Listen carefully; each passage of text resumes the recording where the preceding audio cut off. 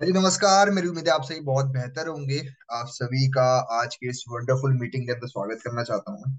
और आज की जो मीटिंग है आप सभी को जानकारी है कि चैप्टर 18 जो कि इस किताब का जो लास्ट चैप्टर है और थोड़ा बड़ा भी है, तो इसको थोड़ा हम ज्यादा टाइम भी लेंगे, ठीक है। और एक एक जो श्लोक है इसके बहुत ज्यादा जो है वर्टेड है, आप इसको अच्छे समझ लोगे तो आपको इजी हो जाएगा चीजों को करने के लिए, राइट। तो 18 चैप्टर को कंप्लीट करने से पहले सबसे पहले मैं 17 चैप्टर में फोकस करूंगा। जो 17 चैप्टर है हमारा, उस पर थोड़ा मैं ध्यान दूंगा जो मैंने आपको प्रीवियस के अंदर बताया था, ठीक है। So okay. सो हमने जो 17 चैप्टर भी प्रीवियस में कंप्लीट किया है उसके अंदर हमने क्या चीजों की बात करी। हमने उसके अंदर काफी बातें करी थी। उसमें अर्जुन का सवाल था कि मनुष्य शास्त्र को लेकर के और त्याग के बारे में, श्रद्धा के बारे में क्या होता है, ये चीज इसके बारे में थोड़ा बताओ मुझे कृष्ण जी। सो यहाँ पे जो है कृष्ण भगवान उनको काफी अच्छे से गाइड करते हैं, उन्हें बताते हैं। क्या बताते हैं उनको? उन्हें बताते हैं पूजा के तरीके। क्या चीज के तरीके? कि अगर आप किसी जो है भगवान को पूज रहे हो तो उसके तरीके क्या क्या होते हैं और उसके कितने डिफरेंस तरीके हैं, ठीक है। तो सबसे पहले जो तामसिक, राजस और सात्विक तरीके बताए सर ने। सबसे पहले उन्होंने क्या बताया? सात्विक लोग वो होते हैं जो देवताओं की पूजा करते हैं। किनकी पूजा करते हैं? जो देव होते हैं, जो देवताएं हैं, उनकी पूजा करने वाले इंसान जो होते हैं वो सात्विक होते हैं। और जो इंसान राक्षसों की पूजा करते हैं, ठीक है, वो लोग कौन होते हैं? वो राजस गुण वाले इंसान होते हैं, ठीक है। और तामस गुण वाले वो इंसान होते हैं जो भूत प्रेत इन सब लोगों की पूजा करते हैं, ठीक है। ये कुछ बेसिक चीजों की बात हमने अभी की थी 17 चैप्टर के अंदर, ओके। अब हम थोड़ा आगे और बढ़ जाते हैं, जिसके अंदर उन्होंने क्या बातें करी। उन्होंने बताया कि भोजन करने के तरीके क्या क्या होते हैं, ठीक है। उन्होंने खाना करने के बारे में बताया। जो सात्विक इंसान होता है वो जो है साबूदाना चावल और जो भूमि और समुद्र के आसपास सब्जियां होती है उनको खाता है, ठीक है। दूध से बनी चीजें खाता है, छाछ पनीर, ऐसी चीजें खाता है। वो इंसान होता है सात्विक भोजन करने वाला। और तामसिक भोजन कौन करते हैं? जो अपने खाने में नमक मिर्ची ज्यादा ज्यादा पसंद करते हैं। क्या करते हैं? वो अपने खाने में नमक मिर्ची का सेवन ज्यादा करते हैं। मतलब उन्हें ज्यादा नमक की आवश्यकता होती है, ज्यादा उन्हें अपने खाने में इन सब चीजों की आवश्यकता होती है। ऐसे इंसान राजस भोजन करते हैं, ठीक है। ऐसे इंसान कौन होते हैं? जो कि राजस पे भोजन करने वाले होते हैं, ठीक है। और तामसिक भोजन करने वाले कौन होते हैं? जो कहते हैं बासी खाना भी खा लेते हैं। ऐसे इंसान कौन होते हैं? वो होते हैं तामसिक भोजन करने वाले, ठीक है। और इसके अंदर थोड़ा आप राजस्व और तामस में ऐड कर लेना। तामस में जो है नशीले पदार्थ भी ऐड हो जाते हैं और राजस वाले मीट मछली ये सब चीजें ऐड हो जाती है, ठीक है। उसके बाद में श्री कृष्ण जी ने योग की परिभाषा दिया। योग की परिभाषा क्या होती है, योग क्या होता है, उसके बारे में उन्होंने वार्तालाप किया।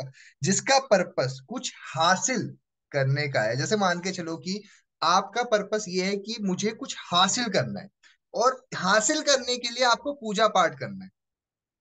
तो आप ना कहीं राजस्व गुण वाले व्यक्ति बनते जा रहे हो। मतलब कि आपको कुछ चाहिए तो आपको क्या करना पड़ रहा है? पूजा कर रहा हूं मैं क्योंकि मुझे ये चीज की नीड है, ठीक है। मतलब होता है ना कि आप मेरा काम करो मैं आपका काम कर दूंगा। ऐसा गुण वाला इंसान या ऐसी बात करने वाला इंसान राजस गुण वाला होता है, जो हर चीज में कहीं ना कहीं फायदा देख रहा है, ठीक है। ऐसा इंसान कौन होता है? राजस गुण वाला, ठीक है। और जो सात्विक गुण वाला होता है वो इन सब चीजों पे परवाह नहीं करता। तामसिक गुण वाला वो नुकसान करवाने पे ज्यादा ध्यान देते हैं, ठीक है। उसके बाद में हमने तपस्या की बात की। तपस्या क्या है? तपस्या क्या है? जो अपने एज में बड़े जो होते हैं, जो अपने बड़े लोगों की रिस्पेक्ट करते हैं, उन्हें जो है उनके बारे में बात करते हैं, उनको आदर सम्मान करते हैं, ऐसे इंसान जो होते हैं वही तपस्या की बात की जा रही है, ठीक है। और यहाँ पे तपस्या के भी तीन प्रकार है। सत्व तप का मतलब ये होता है जो देवता ब्राह्मण गुरुजन उन सब की पूजा करता है, जो शरीर वाणी और मन को शांत सही से अपना व्यवहार रखता है। अगर मन में कुछ सोच रहा है किसी के भी बारे में तो अच्छा ही सोचेगा, ठीक है। और शरीर शरीर से किसी को कष्ट ना देना, ठीक है। मन वाणी वो अपने मुंह से जो भी कुछ बोलेगा अच्छा ही बोलेगा, ताकि किसी को उससे बुरा ना लगे या ठेस ना पहुंचे, ठीक है। ऐसा इंसान कौन होता है? वो होता है सात्विक तप वाला। और जो हमने तमस तप की बात की थी, वो इंसान कौन होते हैं? जो कहीं ना कहीं क्या कर रहे हैं वो, उनकी जो हरकतें हैं, जो मैं कहीं ना कहीं बोलूंगा, जो राजस तब वाला वो इंसान होता है जो कि चीजों को लेकर के इतना वो नहीं है, मतलब उसके लिए पूजा पाठ ये सब चीजें इतने मायने नहीं रखते, वो करता ही इसलिए क्योंकि उसने मतलब से उसको वो है। ठीक है, मतलब उसको पैर छूना इसलिए बड़ों का क्योंकि उसको पता है कि वहां से मुझे पैसा आना है। ठीक है, ऐसा इंसान कौन है? वो राजस तब वाला इंसान है जिसको ये है कि मेरा ये मेंटेलिटी है। बाकी मैंने आपको तमस तप ये सब चीजें, तमस वाला कौन होता है? जो बेवकूफी करता है। ओके, सो दोस्तों हमने ये 16-17 चैप्टर्स कंप्लीट कर लिया है अब तक। ठीक है, अभी तक हमारा कौन कौन चैप्टर हो चुके हैं? 17 तक डन हो चुका है। तो दोस्तों चैप्टर 18 पे आ चुके हैं हम। चैप्टर 18 के अंदर अगर हम बातचीत करें तो 18 के अंदर हम आ चुके हैं। और 18 क्या चैप्टर है इसके अंदर थोड़ा बात करते हैं। यहाँ पे अर्जुन जो है अपने सवाल का आंसर मांगते हैं श्री कृष्ण जी से। और वो यहाँ पे गीता के फायदे भी बताते हैं इस चैप्टर के अंदर। ज्ञान के आगे कुछ नहीं है, जो कि श्री कृष्ण जी ने हर श्लोक में, हर पूरे, आप जब स्टार्टिंग से लेके एंड तक बात करोगे ना, तो ज्ञान की बहुत तारीफ करी है श्री कृष्ण। ठीक है, तो अब यहाँ पे अर्जुन सबसे पहले जो है 18 चैप्टर की शुरुआत में ही पहले श्लोक में अर्जुन सवाल करता है कि सन्यास और त्याग क्या है, बताओ। सन्यास और त्याग में क्या कंपैरिजन है श्री कृष्ण जी, मुझे ये समझाइए। ठीक है, और अर्जुन का ये डाउट क्लियर हो, लेकिन अभी भी उसको जो है जानना है कि सन्यास क्या होते हैं और त्याग क्या होता है। ठीक है, उसके बहुत सारे और भी सवाल हैं। उसके बहुत सारे और भी सवाल हैं अर्जुन के, जो कि 18 चैप्टर में श्री कृष्ण जी उनके इन सवालों का जवाब देने वाले हैं। ध्यान से समझना दोस्तों, ये चैप्टर बहुत इंपॉर्टेंट है, लास्ट चैप्टर है इस बुक का। ठीक है, तो यहाँ पे श्री कृष्ण जी एग्जाम्पल देते हैं त्याग के बारे में, है ना। कि कुछ लोग ये समझते हैं कि त्याग के बारे में, कि वो बताते हैं कि कुछ ऋषि गुण, जो ऋषि बड़े बड़े जो पुरुष होते हैं, उनका ये मानना है त्याग के बारे में कि अगर आप अपने परिवार, आप अपने घर बार, आप अपनी पत्नी, अपने बच्चे, उन सबको त्याग देते हो, उसको त्याग कहते हैं। श्री कृष्ण जी कहते हैं कुछ ऋषि मुनि ये सोचते हैं कि अगर आप इन लोगों को त्याग देते हो तो मतलब यही त्याग है। कि मतलब कि आपको उनसे कोई परवाह नहीं है, आप उनकी कोई रिस्पेक्ट नहीं है, आप उनको मतलब इतनी उतना ज्यादा उनकी परवाह नहीं करते, उसको त्याग कहते हैं। लेकिन श्री कृष्ण जी यहाँ पे उनको गलत कह रहे हैं। ठीक है, त्याग का मतलब ये नहीं होता है। ओके, थोड़ा और आगे बढ़ते हैं। तीसरे श्लोक के अंदर वो कहते हैं कई बड़े बड़े जो विद्वान लोग हैं, ठीक है, उनका यही मानना है त्याग का यही तात्पर्य होता है, और यही होता है त्याग। क्या है? यही त्याग होता है, जो भी अभी श्री कृष्ण जी ने बात करी है। ठीक है जी, आगे बढ़ते हैं। यहाँ पे वो बताते हैं योग, ज्ञान, तप, त्याग सही नहीं। कुछ जो विद्वान होते हैं ये मानते हैं कि ज्ञान, अगर आपके में ज्ञान की वो है, आपके अंदर योग आ गया, आपके अंदर तप आ चुका है, आप इस कौन हो, आपको त्याग आ गया। त्याग का तात्पर्य ये नहीं होता है, श्री कृष्ण जी ये बता रहे हैं।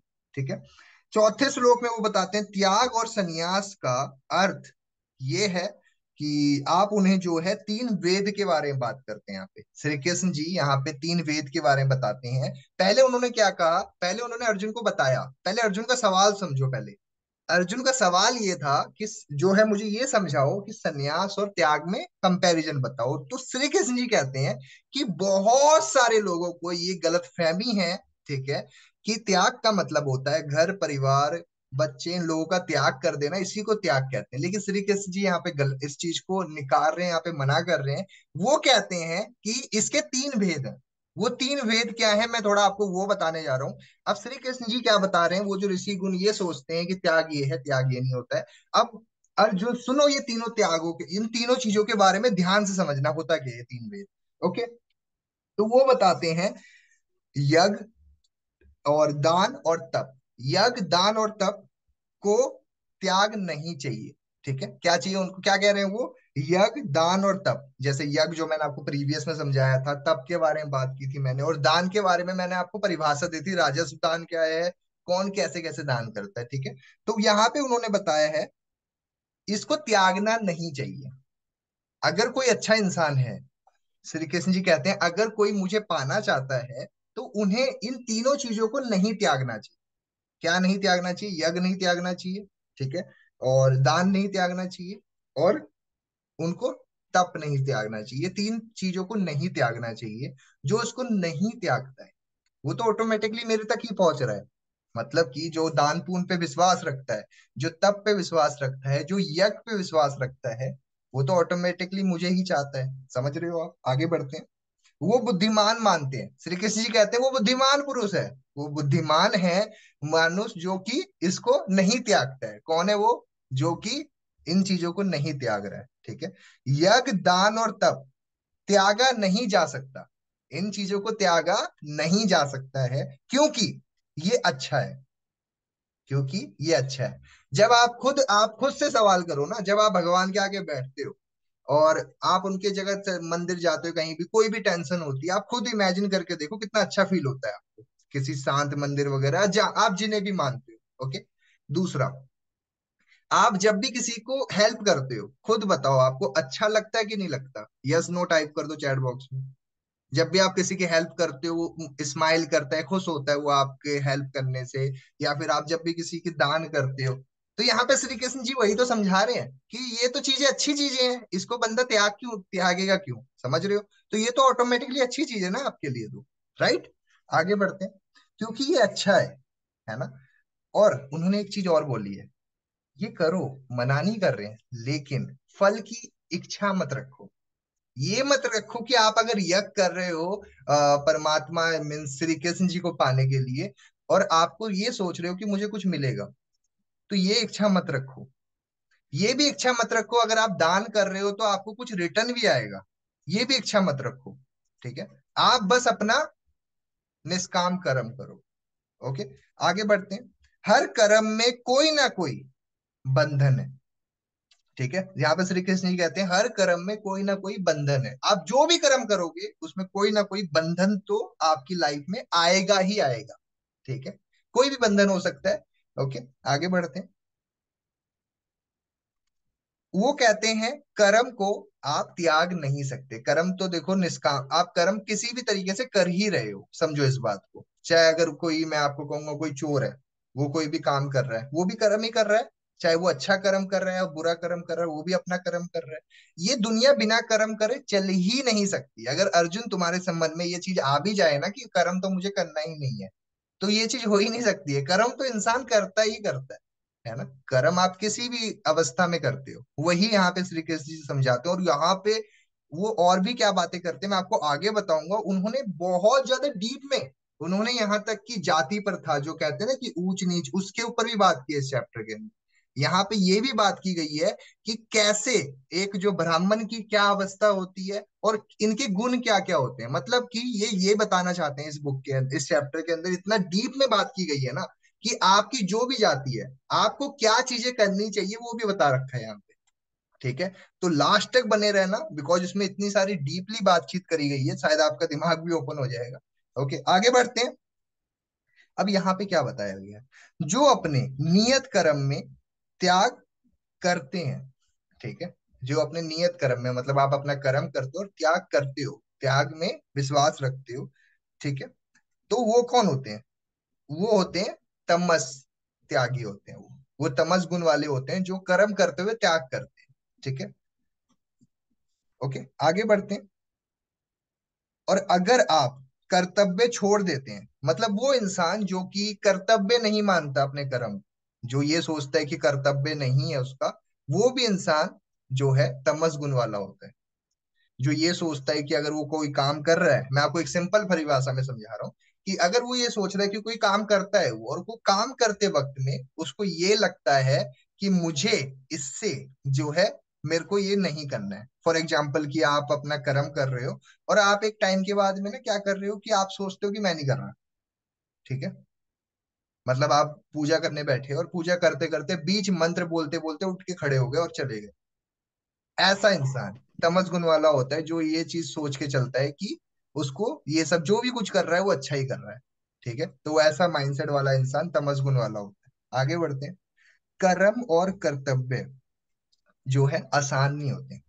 यहाँ पे श्री कृष्ण जी 8वें श्लोक में बताना चाहते हैं जो आप कर्म करते हो और जो आपके कर्तव्य होते हैं वो आसान नहीं होते।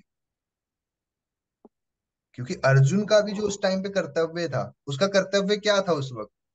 पांडवों की जीत उसका कर्तव्य था, तो उसके लिए आसान तो था नहीं है। समझ रहे हो?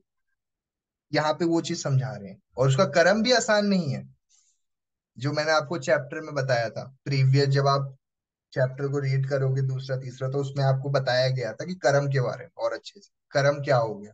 ठीक, आगे बढ़ते हैं। जिस त्याग में आपको फल की चिंता है, मतलब आपको ये है कि मैं इसको त्याग रहा हूं, इस चीज को त्याग रहा हूं तो मुझे ये फल मिलेगा, तो आप राजस त्यागी हो। जहां पे फल की ही इच्छा हो गई आपकी कि मुझे कुछ फायदा मिलना है, तो हो ऑटोमेटिकली आप राजस त्यागी हो। आपको राजस गुण वाला इंसान, जो कि हमेशा कोई भी चीज का त्याग करने से पहले उसकी इच्छा रख लेता है कि मुझे ये मिलेगा इसलिए मैं ये त्याग रहा हूँ। ठीक है? तो ऐसा इंसान राजस त्यागी होता है, जो राजस गुण वाला होता है। ठीक है? उसको फल नहीं मिलता, उसको कोई फायदा नहीं होगा। वो चाहे कितना भी ज्यादा वो कर ले, अगर उसकी इच्छा में ही जो है लालच छुपा हुआ है, ठीक है, उसके मन में ही लालच होता है, तो कुछ नहीं कर सकता। समझ रहे हो ना? ये जो बहुत बड़ा युद्ध हुआ महाभारत का, राजस के कारण ही हुआ। शकुनी लालची था, उसने दुर्योधन में भी लालच भर दिया था, राजस गुण डाल दिया था उसमें भी, उनको राज सिंहासन का लालच आ गया। समझ रहे हो आप? और जो दुशासन है, जिसने द्रौपदी के साथ इतना बड़ा वो किया, वो कौन था? वो तमस गुण वाला था, जिसको कुछ समझ ही नहीं आ रहा है। समझ रहे हो आप? और कर्ण, जो क्या बोलता है राज दरबार में, कि वो कहीं ना कहीं स्त्री की बेइज्जत कर रहा है कहीं ना कहीं वहां पे। ठीक है? तो आप अगर राजस गुण वाले त्यागी जो इंसान है उसकी भी हेल्प कर रहे हो, जो कि कहीं ना कहीं कर्ण ने उस टाइम दुर्योधन की फायदा किया। फायदा क्या किया? वहां पे जब उस स्त्री की बेइज्जती की जा रही थी, तो करण भी पूरा का पूरा भागीदार बन रहा था। और ऐसा नहीं है कि बाकी लोग बहुत अच्छे हैं, भीष्म पितामह भी उतने ही दोषी हैं, वो बाकी लोग भी उतने ही दोषी हैं, क्योंकि वो लोग खड़े बैठ के बस देख रहे थे, तो वो भी बहुत बड़े ही राजस गुण वाले ही हुए। समझ रहे हो आप? देखो, ऐसा नहीं है, लेकिन आप बैठ करके देख भी रहे हो और वहां पे आप वो कर रहे हो, तो आप में भी कमी है ना। समझ रहे हो आप? तो वो चीज भी समझा रहे हैं वहां पे श्री कृष्ण जी। ठीक है जी, आगे बढ़ते हैं। कर्म को आपको कर्तव्य समझने वाला इंसान, जो अपने कर्म को कर्तव्य समझता है, वो सात्विक त्यागी होता है। ठीक है? जो अपने कर्म को कर्तव्य समझता है वो सात्विक त्यागी होता है।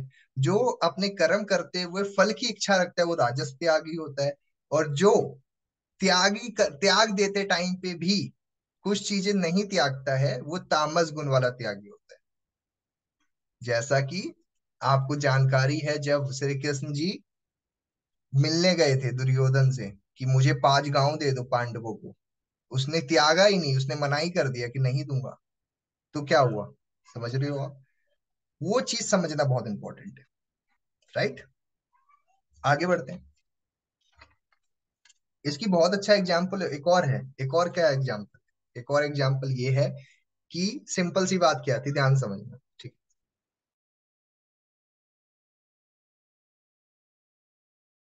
हाँ, तो यहाँ पे 3 मैं एग्जाम्पल दूंगा यहाँ पे। पहला केकई का एग्जाम्पल दूंगा, दूसरा मैं दूंगा आपको अर्जुन का। ठीक है? पहला केकई का। केकई बहुत अच्छी स्त्री, मैं आपको बताना चाहता हूँ कि सगी माँ नहीं थी राम की, लेकिन राम की सबसे प्रिय माँ केकई ही थी। लेकिन एक टाइम के बाद में जो माइंडसेट आ गया, वो समझना। ठीक है? उन्होंने क्या डिमांड रख दिया? भरत का राज सिंहासन, 14 वर्ष का वनवास। समझ पा रहे हो आप? कितना ज्यादा, अगर कोई इंसान अगर अपने आप को बर्बाद करना चाहे, तो वो राक्षस से भी बर्बाद हो सकता है, उससे भी बदतर हो सकता है। और अच्छा होना चाहे तो बहुत अच्छा हो सकता है। राइट? और दशरथ के कर्मों की सजा भी उसको मिली। दशरथ के कर्मों की सजा भी उन्हें मिली। दशरथ का कर्म क्या था? आपको अगर पता है कि उन्होंने गलती से धनुष मार दिया था, जो है जो अंधे माता पिता सरवन, जो कहीं ना कहीं जो कंधे पे लेके जा रहे थे, है ना, तो उन्होंने शराब दे दिया था, देख तुझे भी बहुत दिक्कत आएगी, वो आएगी। समझ रहे हो? तो कहते हैं ना कि नर्क स्वर्ग कहीं नहीं होता, यहीं पे होता है, तो भोगना यहीं पड़ता है।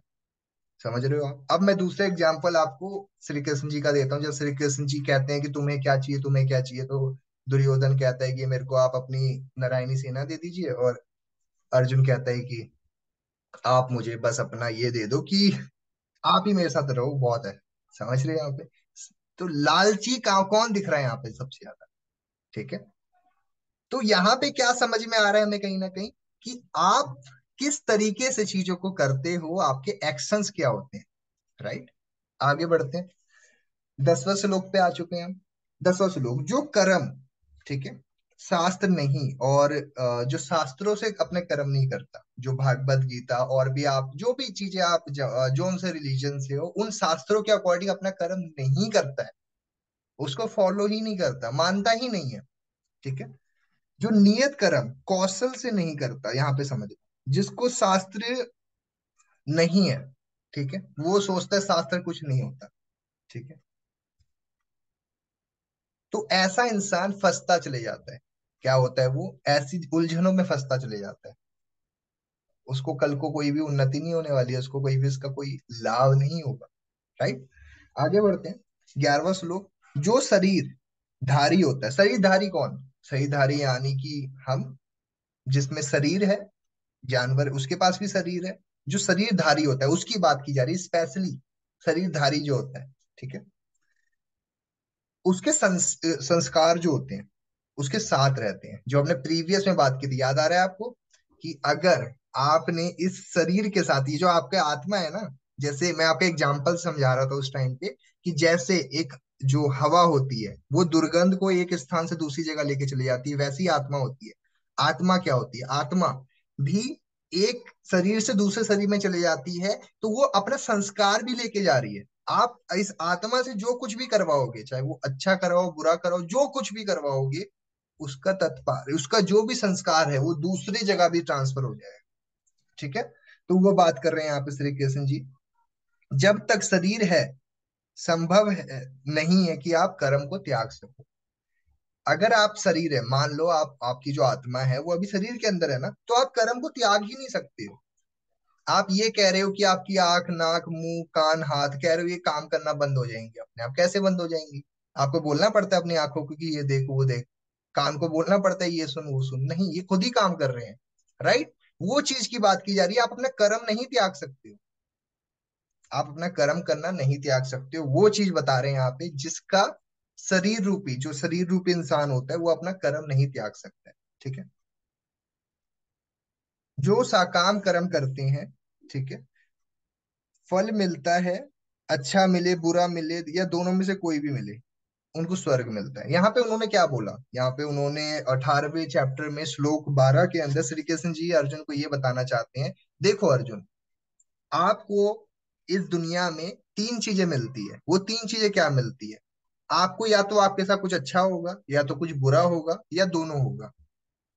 ठीक है। लेकिन फिर भी आपको स्वर्ग ही मिलेगा। ठीक है। वहां पे उन्हें क्या समझाया जा रहा है कि आप नियति पे छोड़ दो, जो होना है होगा। ठीक है। आप अपना कर्म करना मत छोड़ो, वो चीज बताई जा रही है यहाँ पे। आगे बढ़ते हैं। अब यहाँ पे ना 5 उपाय बताए गए हैं, आप कैसे इन चीजों को कंट्रोल कर सकते हो, कैसे इन चीजों को आप ठीक कर सकते हो, वो कंट्रोल की बात की जा रही है यहाँ पे। श्लोक 13। अब यहाँ पे क्या बताया? उन्होंने बताया है कि जो आत्मा है, आपकी जो आत्मा है और परमात्मा है, आप उन्हें नहीं देख सकते। आप अपनी आत्मा नहीं देख सकते और परमात्मा को भी नहीं देख सकते। ठीक है।